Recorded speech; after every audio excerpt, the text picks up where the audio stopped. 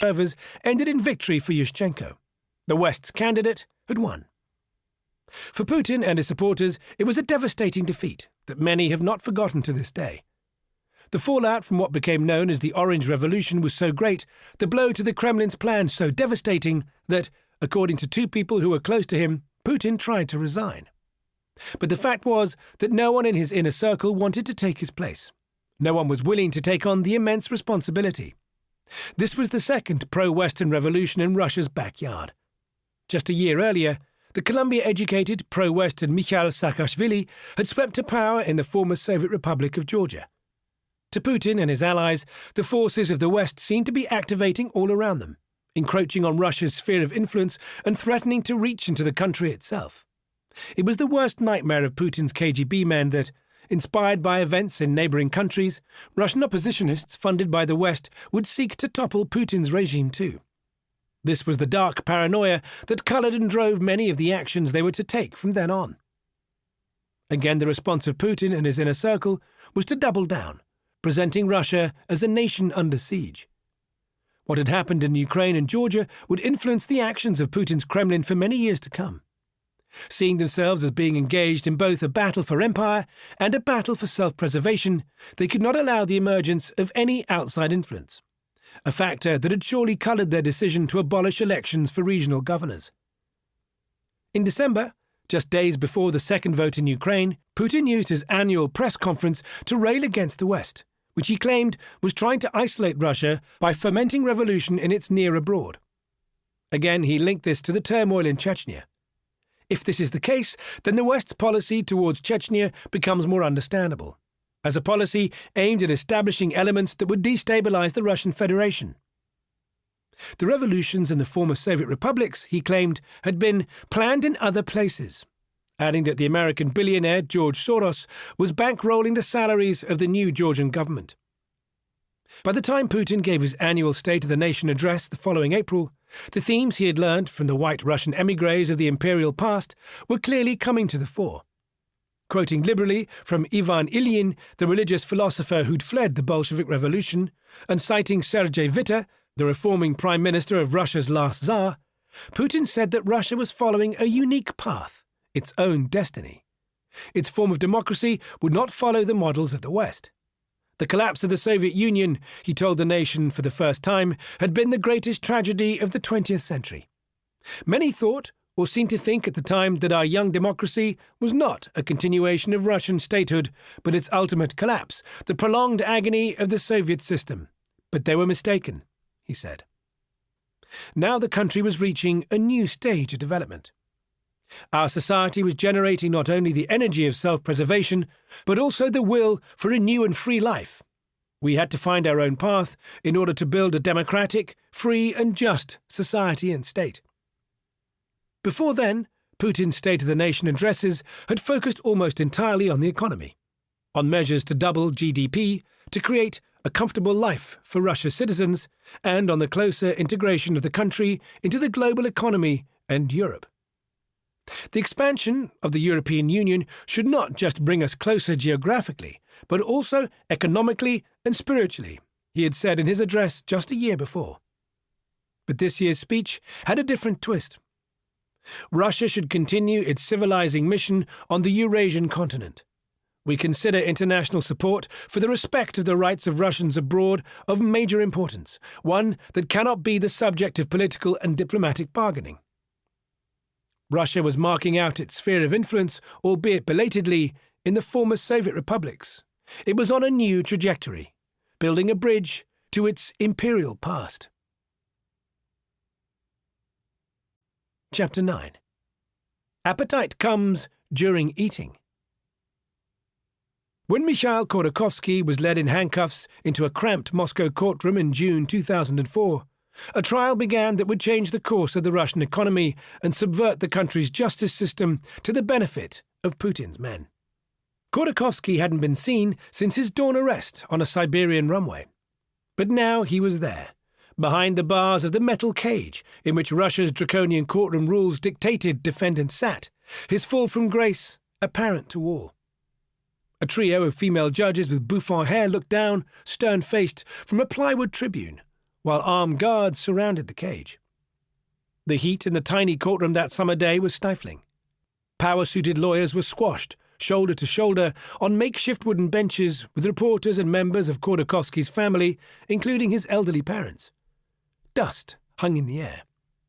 From time to time, the cries of a handful of protesters shouting "Freedom!" wafted in hopelessly through an open window. Dressed simply in jeans and a brown jacket, Khodorkovsky looked calm and intense as ever, as he requested to be freed on bail. His detention for the past 8 months in Moscow's notorious Matrosskaya Tishina jail, he said quietly, was an illegal abuse of power that would embolden the state to persecute others. My case is a precedent for justice in general. It will lead to hundreds of people being held in detention before their trials. What emerged from the 11-month-long proceedings, the hundreds of hours of cross-examination and courtroom testimony, was the case that created the foundations for Putin's state capitalism. It opened the way for his KGB men to take control of the strategic commanding heights of the country's economy, and created a precedent for the country's judiciary to be turned into an extension of the long arm of Putin's Siloviki. The trial helped transform the entire law enforcement system, the police, prosecutors and the courts, into a predatory machine that took over businesses and removed political rivals for Putin's ruling elite. By the time it was over, thousands of businessmen were being held every year in pre-trial detention, many of them released only when they agreed to hand over their businesses. It was the crudest weapon the Siloviki had in a legal arsenal that was eventually systematized for FSB and law enforcement officers across the country on a scale large and small.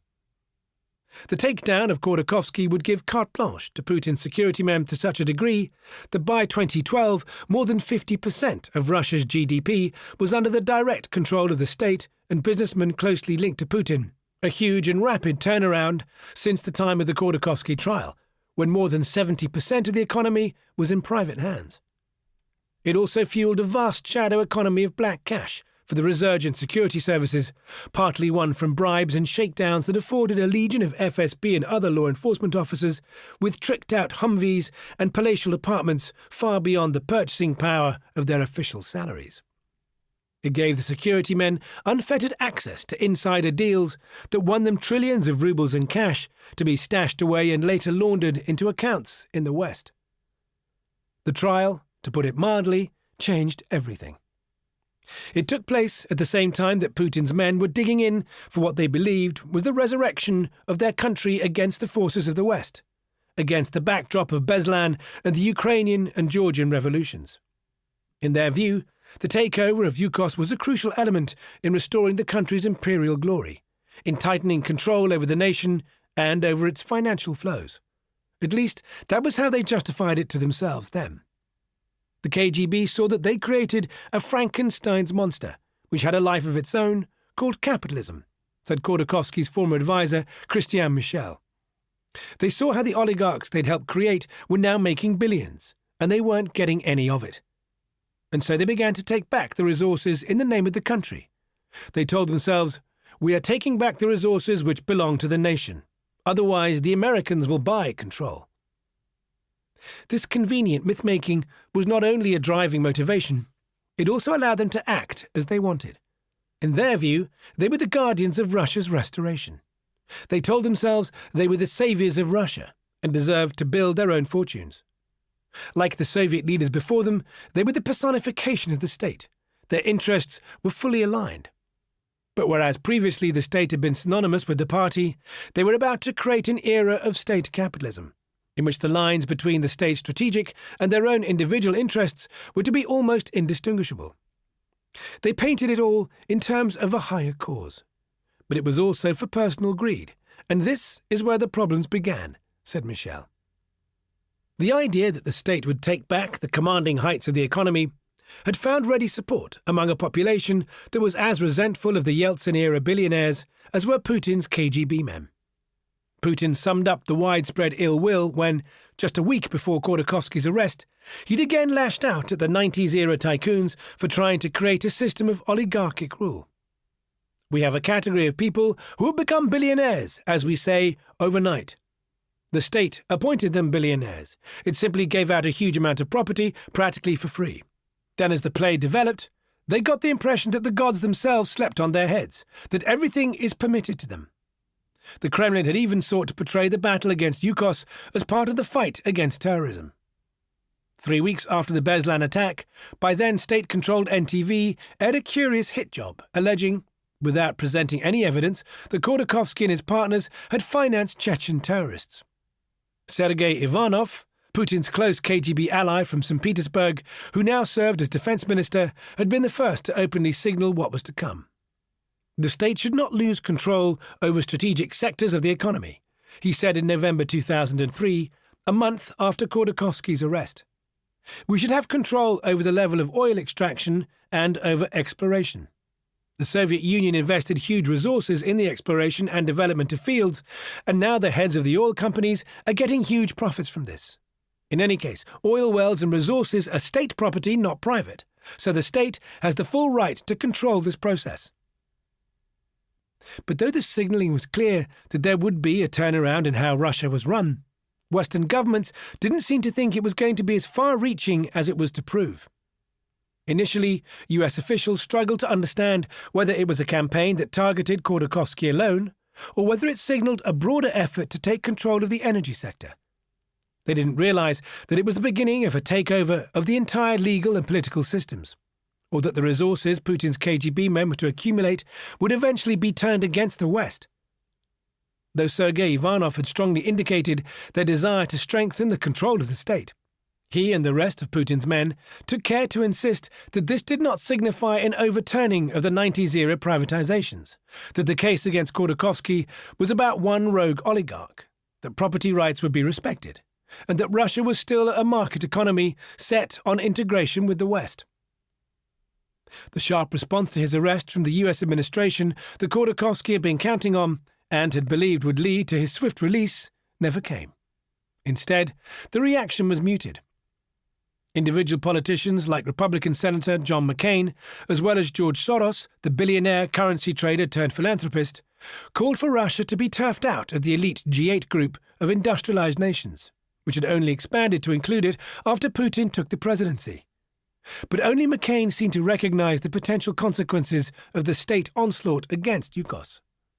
A creeping coup against the forces of democracy and market capitalism in Russia is threatening the foundation of the US-Russia relationship and raising the specter of a new era of cold peace between Washington and Moscow, he told the US Senate in response to Khodorkovsky's arrest. The United States cannot enjoy a normal relationship, much less a partnership, with a country that increasingly appears to have more in common with its Soviet and Tsarist predecessors than with the modern state Vladimir Putin claims to aspire to build. But for the administration of George W. Bush, it was mostly business as usual. In those days, in the wake of the September the 11th terrorist attacks, the focus was on counter-terrorism cooperation. It was thus important to keep the lines of communication with Russia open, especially now that Russia had begun to convince the West of the links between Chechen rebels and the global terrorist cause. The US was also becoming ever more dependent on Moscow's assistance in Afghanistan, including through the provision of a transport route through Russia for war material. At a minimum, the administration didn't want Russia to get in the way of what the US wanted to do, said Thomas E. Graham, the then director for Russia on the US National Security Council. For instance, there were disagreements over Iraq, and at best it wanted assistance in counter-terrorism, as we saw in Afghanistan. Nevertheless, the administration raised concerns about Khodorkovsky's jailing and the state takeover of Yukos in several communications with the Kremlin, said Graham. But the administration wasn't focused on domestic developments inside Russia that much then. It hadn't seemed at the time that Russia was stepping back from democracy, he said, while Putin's efforts to rebuild the power of the state apparatus was not seen as a bad thing after the chaos of the Yeltsin years. The forced departures of the media tycoons Vladimir Guzinsky and Boris Berezovsky and the handover of their TV channels to the state were seen as an internal affair. Neither was viewed as a supporter of democracy, said Graham. They'd used their media empires to peddle their own agenda. Khodorkovsky, however, had risen to become a different class of oligarch ever since he'd begun to cast off his robber baron image and started to pursue better corporate governance, as well as the sale of his oil company to the US. But from the standpoint of the administration, this was not a big deal that was going to cause us to step back and change policy towards Russia. Essentially, for all his efforts to cultivate ties in America, the US government had thrown Khodorkovsky to the wolves. For global investors who'd bought into Russia's market transformation, however, the arrest of Khodorkovsky and the subsequent takeover of his company was much more significant. From the moment of the arrest and the state's freezing of Khodorkovsky's 44% stake in Yukos, investors' eyes had been trained on the company and whether the state would seek to use Khodorkovsky's trial to dismantle it. Yukos was Russia's #1 oil producer, extracting more oil than Kuwait. It had become the country's most well-known company, a flagship for Western investment, and any state move on it could portend a broader overturning of market reforms. Investors feared that the longer Khodorkovsky stayed in jail, the greater the risk that the Siloviki would seize his company, which would ruin the investment case for the entire Russian market. They feared a repetition of Guzinski's treatment over NTV, and Khodorkovsky's detention being used to force him to hand over his shares, tactics first honed by Putin's KGB men in St. Petersburg. Despite high global oil prices and a resurgent economy, the Russian stock market was one of the world's worst performing that year, and Yukos shares had lost more than half their value since their peak the autumn before. Khodorkovsky's closest partner, Leonid Nevzlin, had already proposed that Menatep shareholders cede control of Yukos to the state in return for the release of the hostages, explaining that he was making public what he heard from intermediaries offering backroom deals every day. But in this case, such proposals went down like a lead balloon with Putin's Kremlin, which was still desperate to keep Western investors, and the West in general, on side. The KGB men understood that every step they took had to be considered carefully. The process of jailing Khodorkovsky on charges of fraud and tax evasion had to look legitimate, part of a process that justified the state's breakup and takeover of Yukos, and that, from a certain viewpoint, could be seen as acceptable in the eyes of the West. In those days, Putin's circles still feared the consequences of international court cases. They were keen to ensure Russia's deeper integration into global markets, and they knew they needed Western investment to continue the country's economic recovery, and to build a brand of state capitalism whereby they could expand and infiltrate into the West without being perceived as a threat. So instead of crudely seizing Menatep's holdings in Yukos, they embarked upon an elaborate legal campaign in which the trial of Khodorkovsky was just one element of death by 1,000 cuts. What emerged was the beginnings of a sophisticated process whereby tightly controlled judicial orders and the court system were used as cover for the Siloviki's expropriation. It was a process made altogether easier by the no-rules transition of the 90s, when the oligarchs, including Khodorkovsky, had been able to skew the environment in their own favour, riding roughshod over the rights of minority investors and others, while privatizations had been rigged. Most businessmen then had operated almost in a legal vacuum, the state having become so weak it could barely enforce any laws. The court system and law enforcement were essentially up for sale.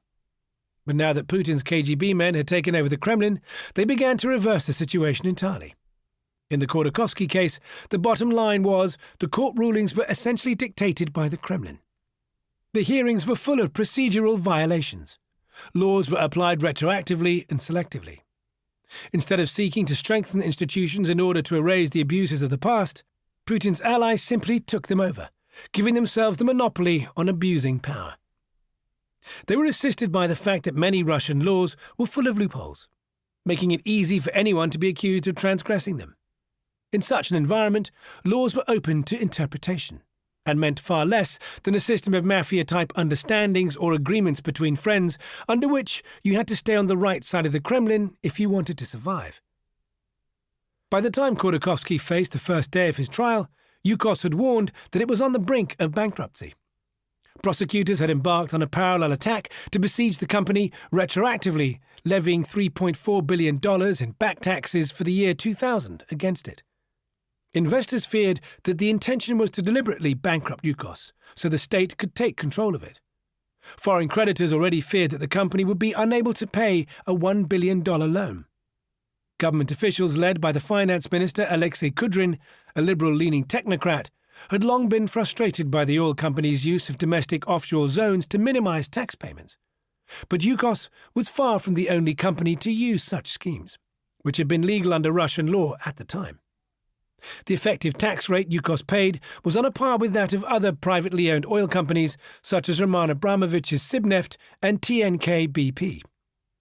While investors feared that similar back tax claims could be deployed against others, the Kremlin and subservient Western bankers were anxious to insist that the case was about Khodorkovsky alone. It was a measure of the Kremlin sophistication that, the day after Khodorkovsky's first appearance behind bars in the Moscow courtroom, Putin went public with rare reassurance for investors about the case. On an official visit to the neighbouring former Soviet Republic of Uzbekistan, he played the magnanimous leader, further underlining the turn in Khodorkovsky's fate. The official authorities of the Russian Federation, the government, and the country's economic authorities are not interested in the bankruptcy of a company like Yukos, he said. Relieved investors sent Yukos's stock price surging 34% in the space of a day.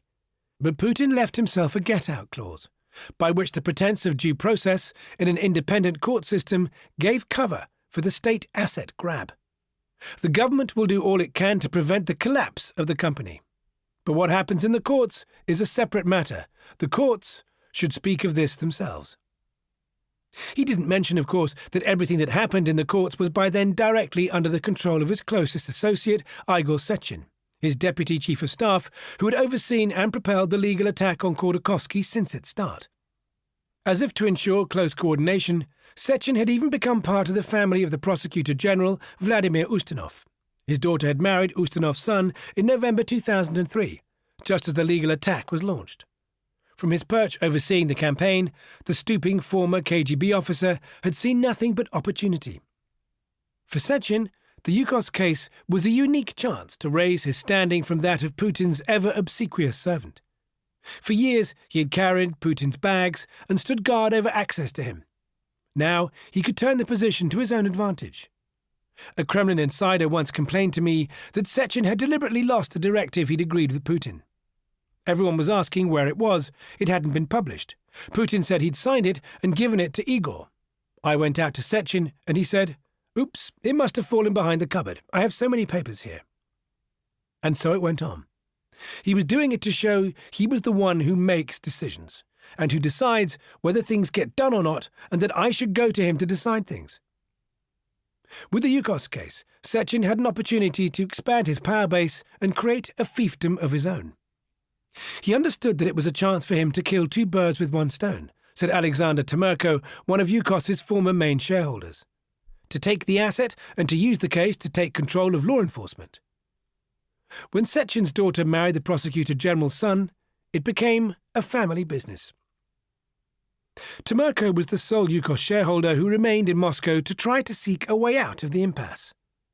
All Khodorkovsky's other remaining business partners with whom he'd founded the Menatep Empire, including Nevzlin, had fled Russia, mostly for Israel, fearing arrest. But Temerko was different. 3- and 4-star generals had once worked under him, and essentially he was untouchable. Early in Yeltsin's presidency, he'd served as head of a state military committee. He'd become close to a series of Yeltsin-era defense ministers and run a strategic state arms conglomerate.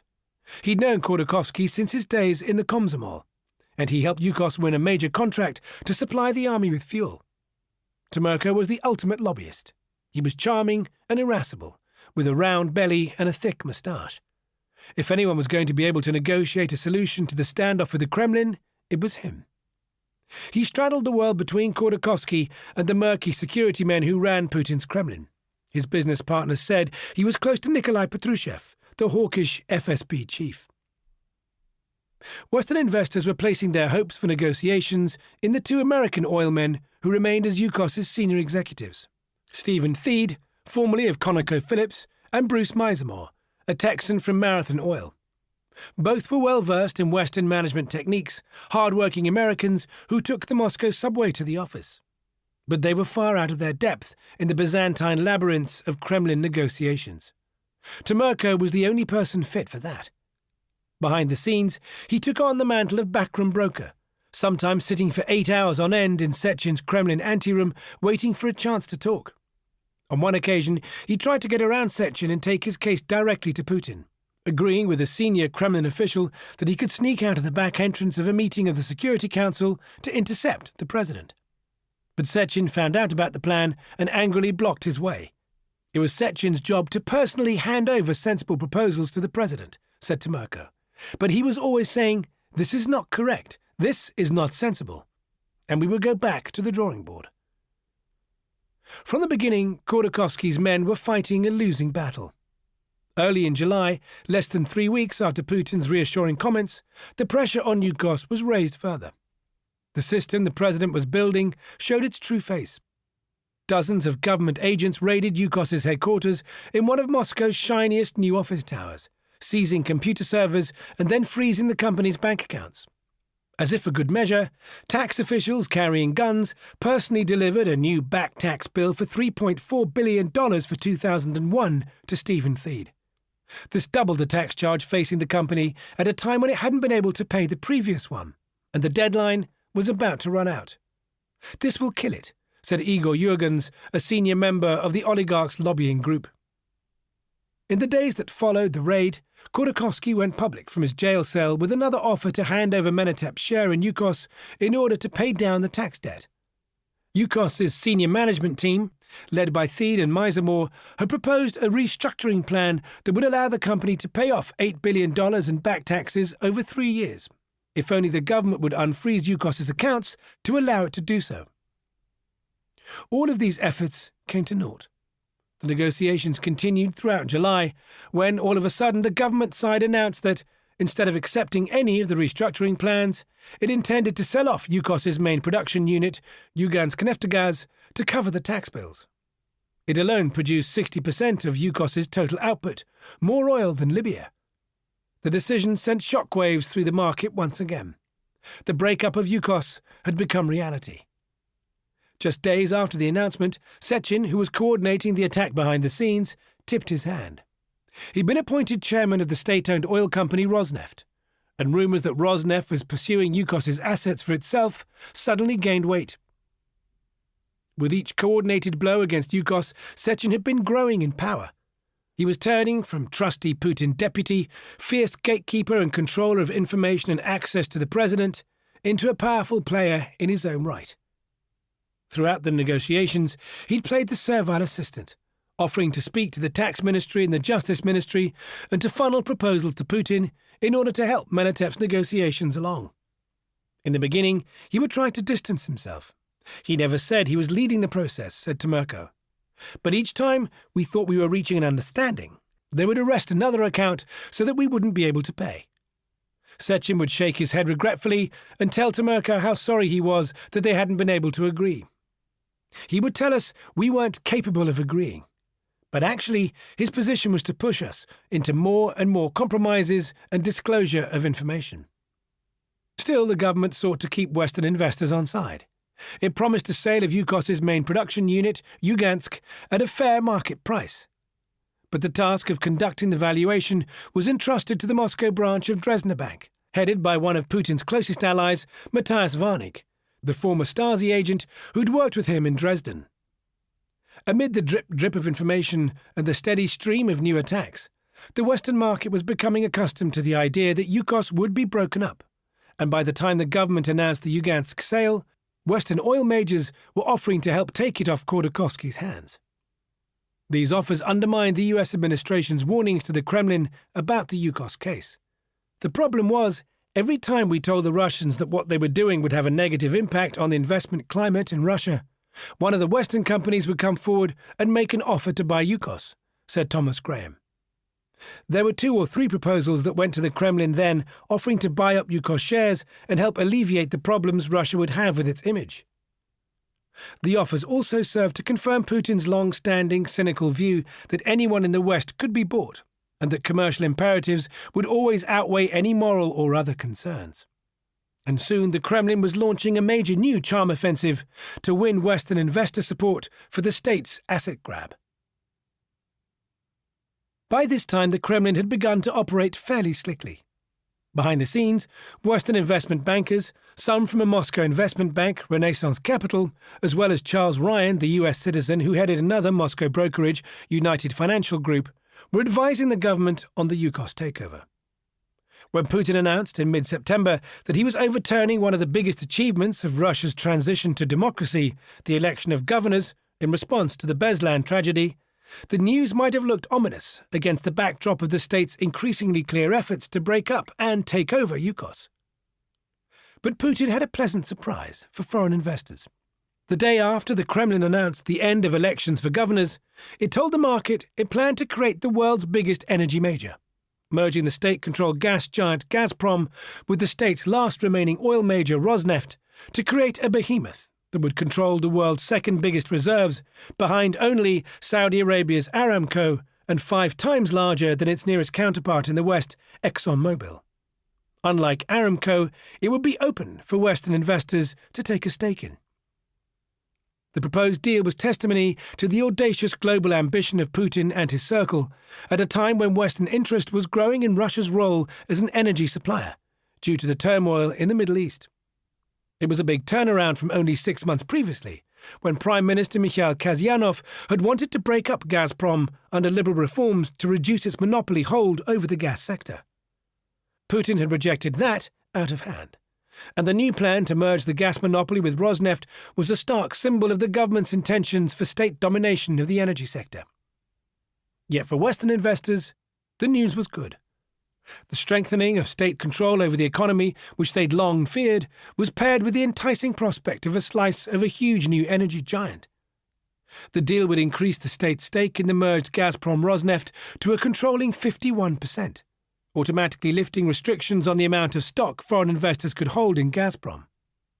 Plans to lift these restrictions, known as the ring fence, had long been contemplated by Putin's government. Now it appeared that they'd finally got the green light, immediately boosting the share price.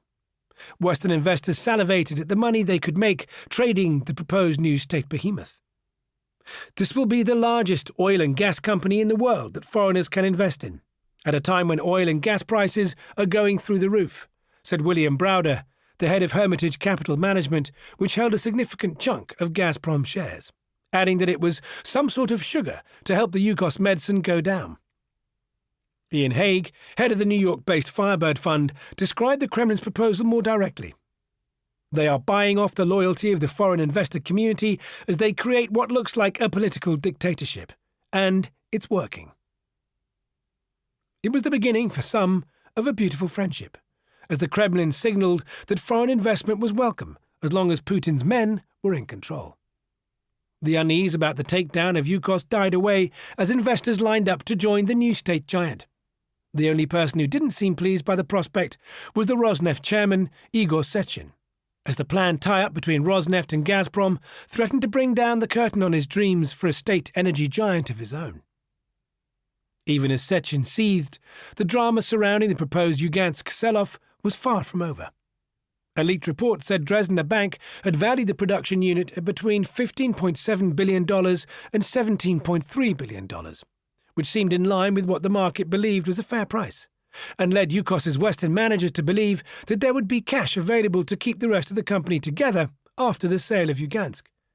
But at the end of November that year, any hope of that was irretrievably dashed when the Justice Ministry not only announced an opening price for the government auction of Lugansk of $8.65 billion, well below the Dresdner range, but also presented Yukos with 2 more enormous tax claims for 2002 and 2003.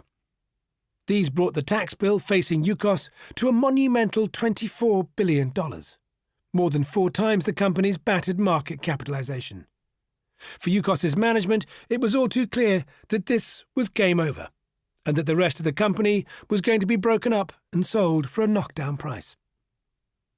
If the message hadn't been resounding enough already, the night before the new tax charges were announced, armed police raided the homes of dozens of Yukos managers who said the move recalled Stalin's purges of 1937. They were afraid of being at their home at night, afraid for their relatives, said one of the managers.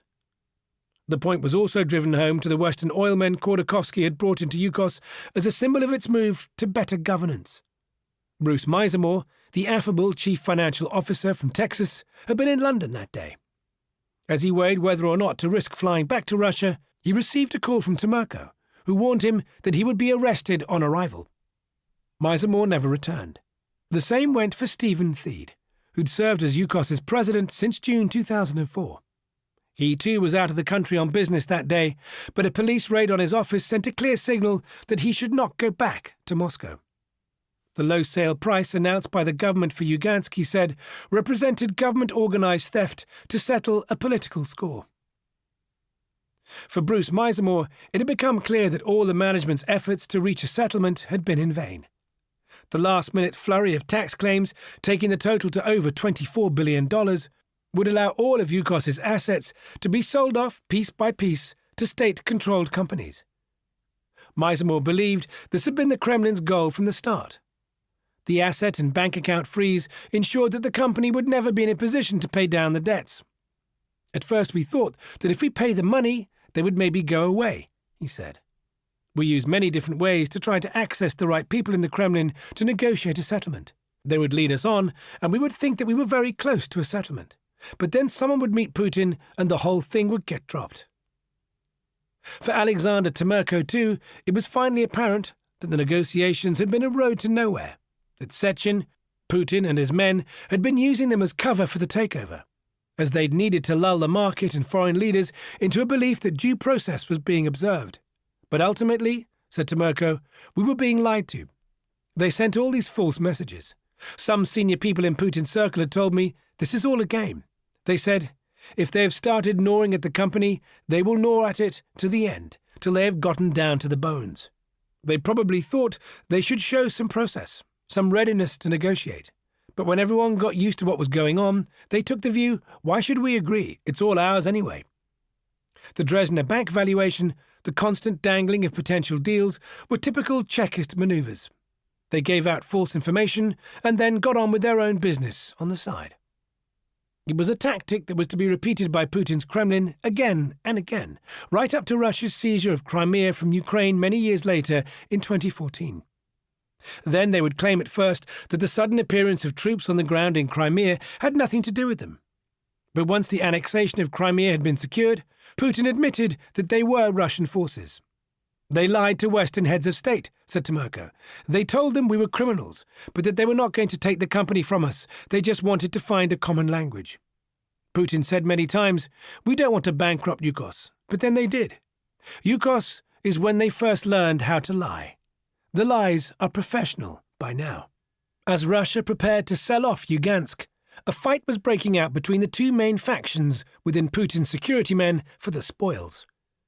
Emboldened by Putin's backing for a merger with Rosneft, Gazprom, the country's state gas giant had become intent on acquiring Lugansk too. It had the backing of the more liberal-leaning technocrats in Putin's government, led by Alexei Kudrin, the finance minister, who were keen to ensure that the power of Sechin, as chairman of Rosneft and their biggest rival and the leading and most hawkish member of the security bloc, increased no further. They were pushing for Lugansk to be sold at a fair market price, and wanted Gazprom to have a Western stamp of approval for the acquisition through the backing of Western institutions providing billions of dollars in loans. They believed such an outcome would produce a more palatable version of state capitalism, and the West was more than willing to engage on those terms. By the time the auction was due to be held, Gazprom had lined up the biggest loan in Russia's corporate history, more than $13 billion from a syndicate of banks led by Germany's Deutsche Bank and Dresdner Bank. It had also won the backing of the same US energy majors, Chevron and Exxon, which had once been on the brink of a deal with Khodorkovsky but were now ready to turn on him. Now they were discussing taking a slice of the Lugansk sale in a consortium with Gazprom, according to two people with knowledge of the matter, while the UK's Royal Dutch Shell was also in talks for a stake. To Putin, this was yet another example of how, for the West, commercial considerations outweighed concerns over the direction of democracy. But for Khodorkovsky's partners, there could never be even a patina of respectability to the sale, and Kudrin's attempts to lend it legitimacy through the participation of Western institutions and companies represented nothing more than a cover-up, and a sellout of principles by the West. In their view, the Lugansk sale was outright theft, and they had to do everything in their power to stop it going through. Everything had been prepared for what promised to be the sale of the Kremlin's new century, the auction whereby one of the biggest prizes in the oil industry was to be returned to the hands of the state, with the approval and participation of Western banking institutions and oil majors to boot. But just 4 days before the Lugansk sale was due to be held, UKOS's senior management, still led by Theed and Misermore from exile in London, dug in for a final act of defiance. The blow came without warning. They'd quietly filed for Chapter 11 bankruptcy for UKOS in a Houston court, and won a temporary stay to halt the sale. All of a sudden, Gazprom's Western backers fell away. The UKOS managers had argued that the company fell under the protection of the US legal system because US minority investors held a 10% stake, while the oil major itself had significant business in the US. The last-minute move sent Putin into a vituperous rage. "I'm not sure the judge even knows where Russia is," he snapped. Insisting that the US courts had no jurisdiction over what happened in Russia, the Kremlin pressed ahead with the sale. But for Gazprom, the risks of bidding in the auction had become too high. Its ownership of a web of assets in the West, storage facilities, trading hubs and joint ventures for gas distribution in Europe, left it open to lawsuits should it seek to bid in the sale and violate the US order. Instead, the way was cleared for Igor Sechin, the Silovik many in the banking community had begun to name the Dark Lord, for his propensity for scheming and his ruthless ambition to make another bid for Lugansk. His Rosneft oil major had no assets in the West. The sale of Lugansk Neftogaz was meant to mark the opposite of the backroom loans for shares auctions that had transferred the crown jewels of Soviet industry into the hands of a handful of well-connected tycoons at discount prices.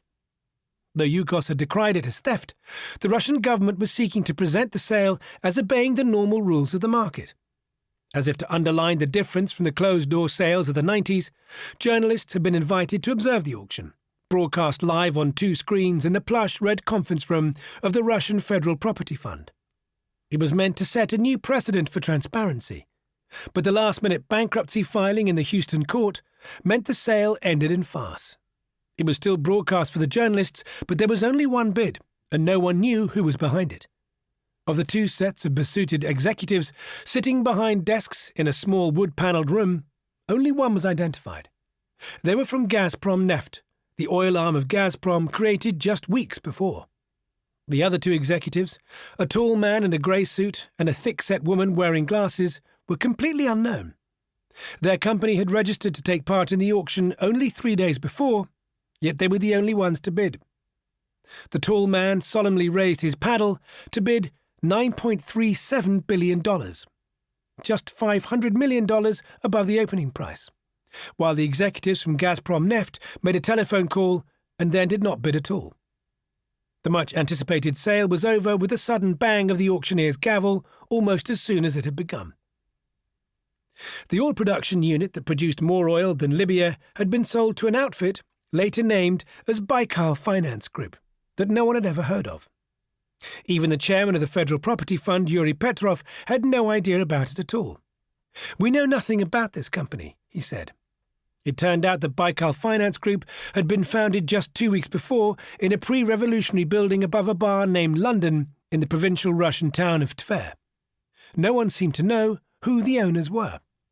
But Putin knew exactly who was behind the winning bid and told everyone not to worry. The individuals behind the company had years of experience in the energy sector, he said. It turned out that they were connected to 2 of his closest allies, one of whom Khodorkovsky had trampled on when he took over Eastern Oil Company, or VNK, in the 90s. Gennady Timchenko, the oil trader who'd worked with Putin in St. Petersburg, and Andrei Akimov, the former Soviet state banker who'd financed Timchenko's oil trader and launched a rival bid for VNK. The executives who had actually bid for them at the auction were identified as mid-level managers from Surgut Neftogaz, the Kremlin-loyal oil major. Surgut Neftogaz was the chief supplier to Timchenko's oil trading company, and by the time of the Lugansk sale, he controlled a significant stake in it, according to Vladimir Milov, the former deputy energy minister, a former Timchenko partner, and a senior Russian banker who worked with Timchenko. Timchenko has said he only ever owned less than 0.01% stake in Surgut Neftogaz. His lawyers said he had no connection to or ownership interest in Baikal Finance Group. Putin's KGB allies had finally taken revenge on Khodorkovsky for squeezing them out of VNK. They'd landed the first and biggest piece of UKOS after more than a year of behind-the-scenes manoeuvring, persuading Putin to take Khodorkovsky on.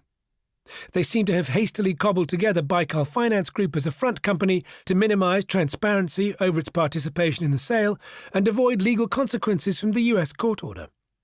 Within 4 days of the sale, Baikal Finance Group sold Lugansk on to Sechen's Rosneft. Overnight, Rosneft grew from being a minnow worth no more than $6 billion to an oil giant of global stature, with assets worth nearly $30 billion, strengthening Sechen's hand along the way.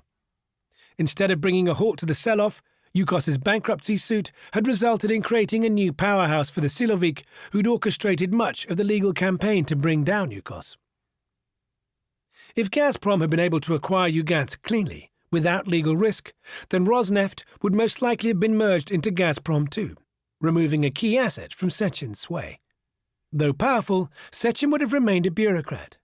But now the company he chaired had become a new state oil champion, and he had gone from backstage Kremlin player to a real economic force in his own right.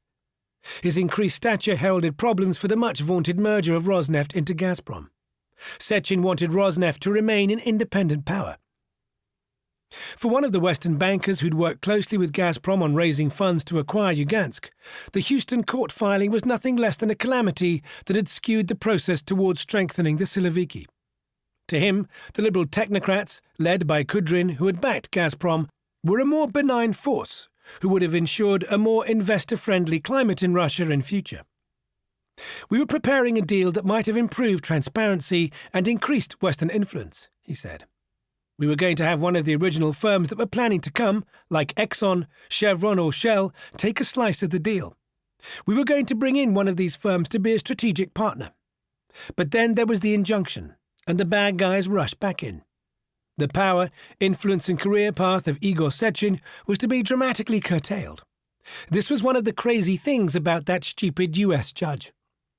If he truly believed the sale of Lugansk to Gazprom would have improved due process, he was probably deluding himself. What mattered was that its sale was effectively a state expropriation, triggered by the government selectively applying tens of billions of dollars in back tax charges for schemes that had been legal at the time. Any participation by Western banks would have been no more than window dressing, while the disappointment of the technocrats was probably no more than Kremlin infighting over the spoils. A sale to Gazprom might have looked more palatable to the West, but the end result would have been the same. For Sechin, however, it was without doubt a victory. For transparency and for the Russian budget, it was undoubtedly a further loss. The sale that was to be financed by Western banks ended up being paid for through a murky deal that involved funding from the Russian budget. Although the Lugansk sale had ostensibly been forced through to pay off billions of dollars in back taxes to the Russian budget, central bank data showed that the Federal Treasury ended up transferring $5.3 billion through the state-owned Vnesheconombank to Rosneft to help pay for the purchase.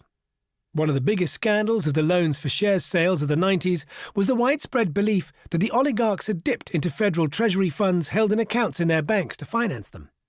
Now it appeared that Rosneft had done almost exactly the same. But this time there was barely the whiff of a scandal. Only one newspaper, the business daily Vedomosti, reported the scheme, and only one state official raised his voice. The funds were only paid back to the Treasury in 2005, when Rosneft and Vnesheconombank clinched an emergency funding deal for $6 billion from Chinese banks as part of an oil supply deal whose terms were never disclosed. The sole official within the Kremlin to protest against the sale, which he described as daylight robbery, was Andrei Ilarionov, a liberal economist who'd been Putin's economic advisor since the earliest days of his presidency. The funding for the acquisition from the Federal Treasury, he said, laid bare the pretense that it was all about collecting back taxes. Ilarionov, who was widely respected for his principles, was growing increasingly uneasy. He didn't know how long he could remain in his post when the country was turning definitively away from any version of a liberal market, and the emerging state capitalism looked so corrupt. He'd already been demoted from one of his main roles because of his criticisms. The official explanations for the legal attack against Yukos didn't have a leg to stand on, he said. At issue is not the existence of tax arrears because nobody was interested in tax arrears in this case. The company had started to pay down the tax arrears when it had not even admitted them. They were prepared even to pay these fantastic amounts, but no one was interested in that. The entire campaign of back tax bills against Yukos had, he believed, been cooked up to seize its assets. Putin's Kremlin gave up receiving additional tax payments in order to obtain property. This is the most dramatic and the most candid statement of their genuine interest in the Yukos affair. In the months and years that followed, the institutions of the West bowed to Putin's new economic order. The way had eventually been cleared thousands of miles from Moscow in a courtroom in Houston, Texas, where in February 2005, 2 months after the sale, a judge finally dismissed the merits of Yukos's case for bankruptcy protection, following strong arguments from Gazprom's legal representatives, the powerful Texas law firm Baker Botts. Though a temporary stay had been issued in time for the sale, after considering all arguments, the judge ruled that Yukos did not have sufficient presence in the US to receive the protection of the US courts. The decision had essentially given the all-clear for the breakup of the rest of Yukos. The way was opening up for Western companies hungry for a piece of the action to participate in the further bankruptcy sell-off of Yukos assets. When the ruling came, said Timerko, it became clear to me that the battle was over, that the US was not going to stand in the way. Till then, he said the Kremlin had been nervous that the US might retaliate.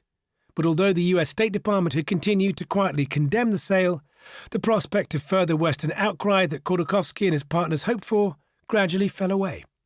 Instead, the oil giants of the West began to line up with ever greater zeal to take part in Putin's new order to become investors and partners in the newly endowed Rosneft. Deutsche Bank and Gazprom's Western lawyers in particular were helping ease the way. A key player remained Charlie Ryan, the head of the Moscow brokerage United Financial Group, in which Deutsche Bank had bought a 40% stake in late 2003. He'd worked to help Gazprom line up Western loans, and then introduced the state gas giant to Baker Botts, which fought strongly against the petition for bankruptcy protection in Houston on its behalf.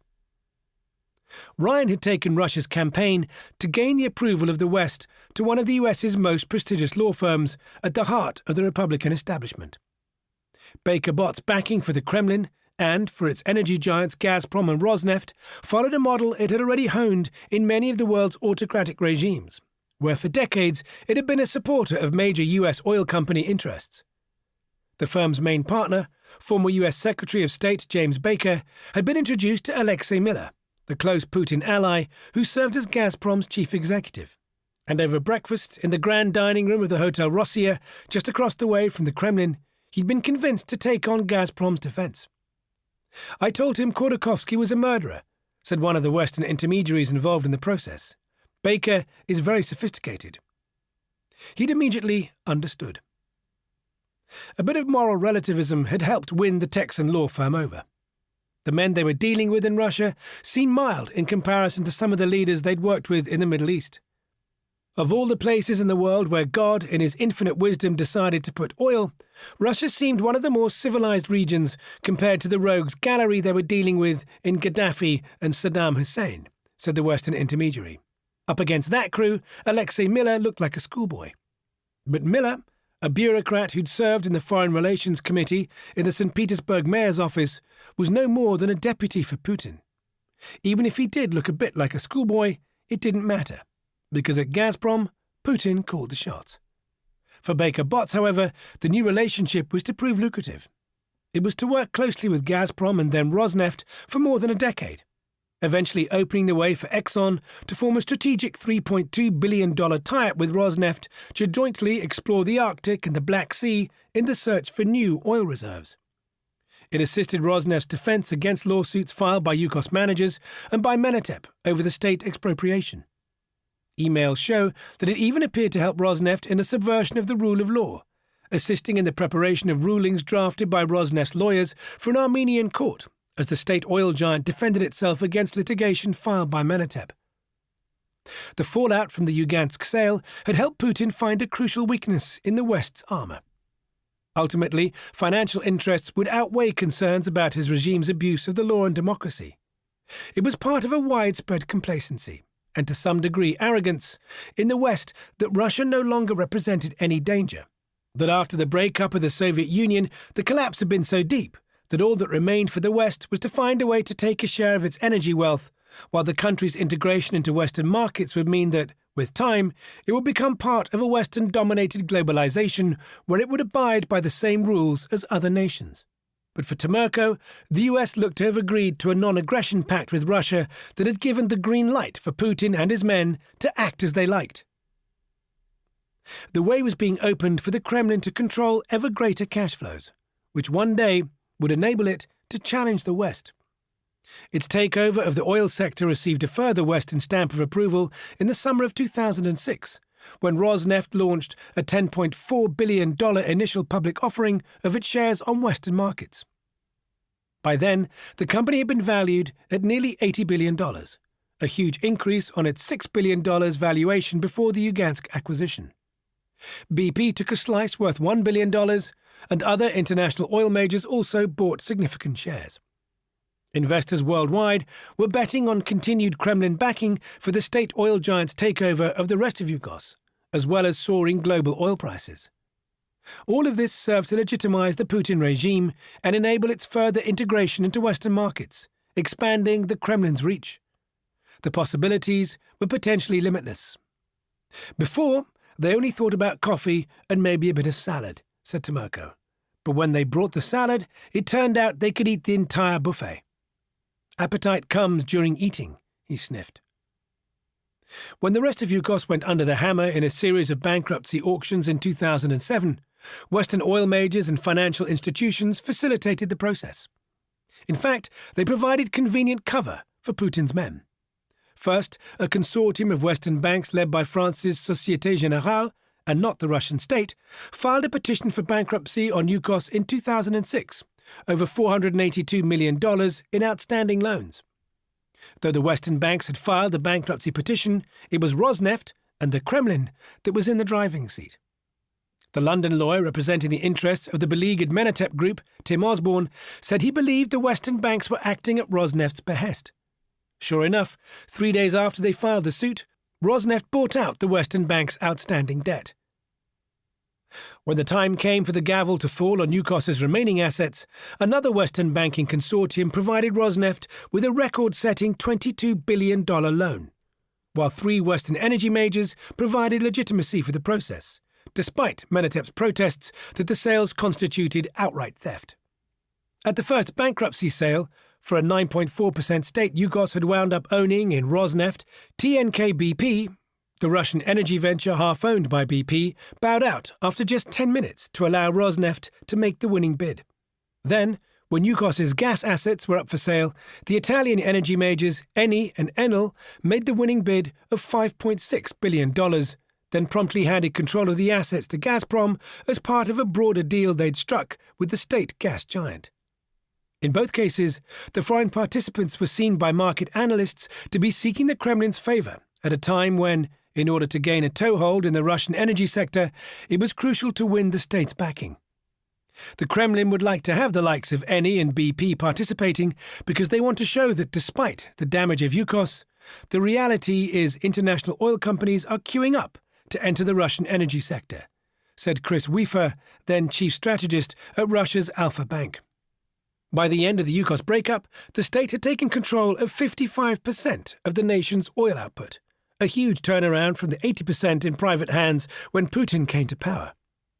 Some Western lawyers and bankers had privately struggled to justify assisting the Kremlin in a campaign that had provided such riches. Khodorkovsky was extremely aggressive on the tax front, said Frank Kuyilars, who then headed global oil and gas at ABN AMRO, the now defunct Dutch bank, which led the financing for Rosneft's takeover of Yukos. He was trying to maximize the returns in terms of using every loophole. It wasn't illegal, but it was very much on the edge. While Western lawyers and bankers lined their pockets in the Kremlin's Yukos takeover, the reality Khodorkovsky was dealing with was far grimmer. Almost every day for 11 months, he'd been taken in handcuffs to the same Moscow courtroom, forced to sit through hours of evidence as the Kremlin, intent on demonstrating the legitimacy of its case against him, laid out its accusations. But the allegations were deeply flawed, as even the foreign bankers who assisted the Kremlin in its expropriation seemed to acknowledge. One set of charges related to Khodorkovsky's 1994 privatization of Apatit, a large fertilizer plant in Russia's far north, as well as a research institute attached to it that he acquired the following year. They were the first big privatizations Khodorkovsky's Menatep group had participated in. While Khodorkovsky's defense lawyers argued that these charges had no basis in fact or law, they related to events that were rapidly reaching the end of a 10-year statute of limitations. The second set of charges related to Yukos's use of tax shelters inside Russia in 1999 and 2000.